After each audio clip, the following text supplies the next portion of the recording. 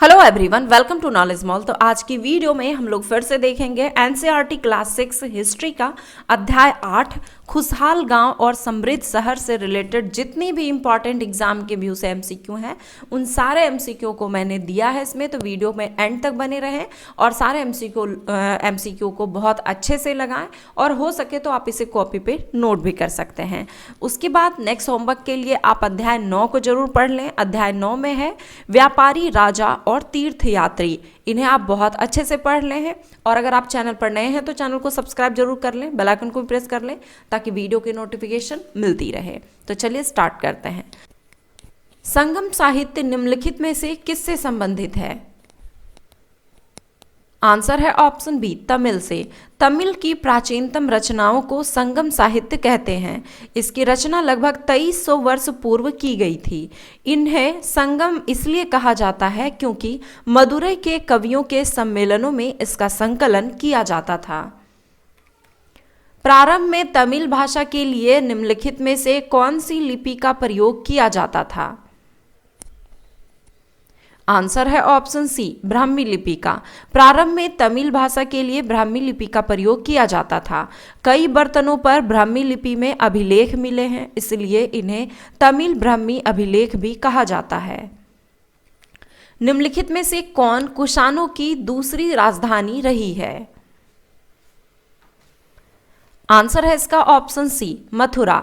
कनिष्क कुषाण साम्राज्य का सबसे शक्तिशाली शासक था।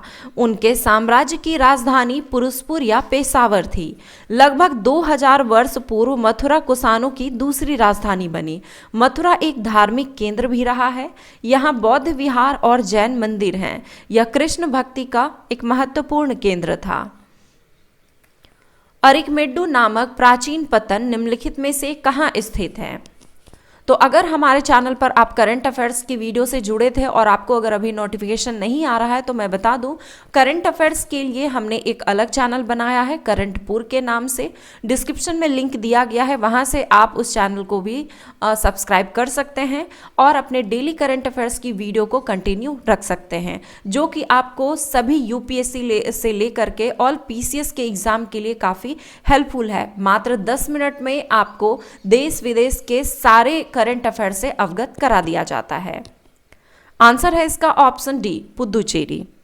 अरिकमेड्डू पुदुचेरी में अवस्थित है। लगभग 2200 से 1900 साल पहले अरिकमेड्डू एक पत्तन था। यहाँ ईंटों से बना एक ढांचा मिला है जो संभवतः गोदाम रहा हो।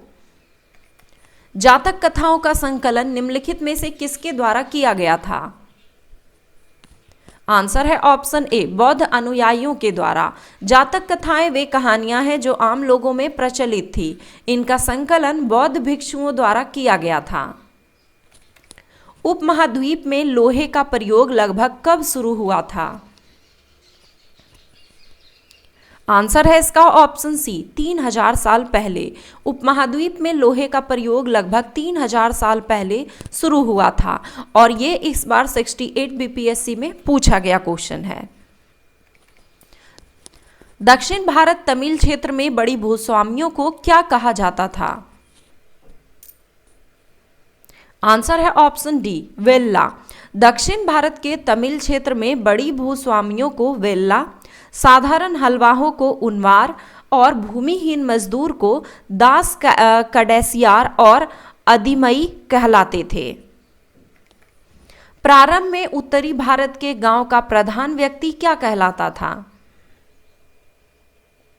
आंसर है ऑप्शन ए, ग्राम भोजक। देश के उत्तरी हिस्से में गांव का प्रधान व्यक्ति ग्राम भोजक कहलाता था।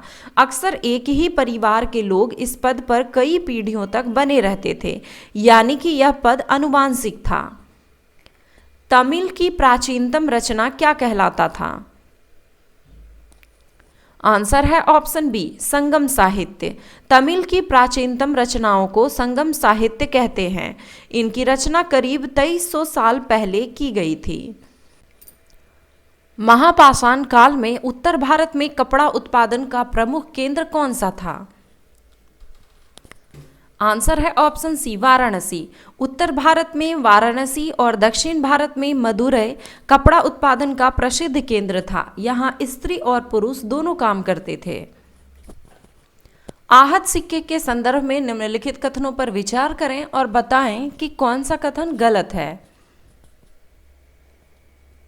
आंसर है इसका ऑप्शन बी, केवल 2। यहां पर दिया गया है कि आहत सिक्के को सामान्यतः ढालकर बनाया जाता था, जो कि गलत है, क्योंकि ये या तो धातु की चादर को काटकर या धातु की चपटे गोलिकाओं से बनाए जाते थे, न कि ढालकर।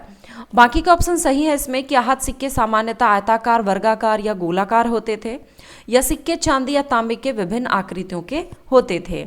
इन सिक्कों पर कुछ लिखा नहीं होता था, बल्कि इन पर कुछ चिन्ह ठप्पे से बनाए जाते थे, इसलिए यह आहत सिक्के कहलाते थे।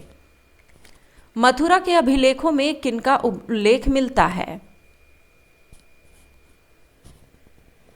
आंसर है ऑप्शन डी, उपरोक्त सभी का। सुनारों का, लोहार एवं बुनकरों का, टोकरी एवं माला बनाने वालों का। मथुरा के अभिलेखों में सुनार, लोहार, बुनकर, टोकरी बनाने वाले, माला बनाने वाले और इत्र बनाने वालों का उल्लेख मिलता है। तो ये थे एनसीईआरटी के क्लास 6 के हिस्ट्री के अध्याय 8 खुशहाल गांव और समृद्ध शहर से संबंधित total important MCQ. I hope कि आपको ये वीडियो पसंद आया होगा। और नेक्स्ट होमवर्क के लिए फिर से रिपीट कर दूं कि एनसीईआरटी के क्लास 6 का हिस्ट्री में आपको अध्याय 9 पढ़ना है, व्यापारी, राजा और तीर्थयात्री। तो अगर वीडियो आपको पसंद आया तो वीडियो को लाइक जरूर करें, कमेंट करें और अपने दोस्तों के साथ शेयर जरूर करें। धन्यवाद।